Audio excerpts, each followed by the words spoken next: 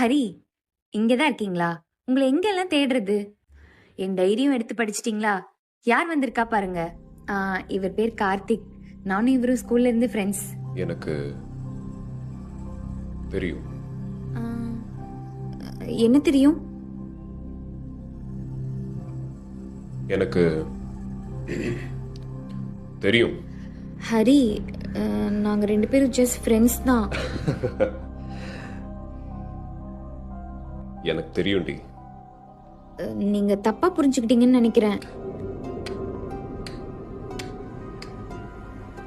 எனக்கு தெரியும். ஐயோ இல்ல, நான் சொல்றது எனக்கு கொஞ்சம். தெரியும்.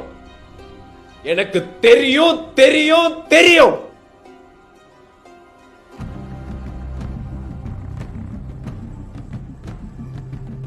தெரியும். எங்களுக்குள்ள எதுவும் இல்ல ஹரி.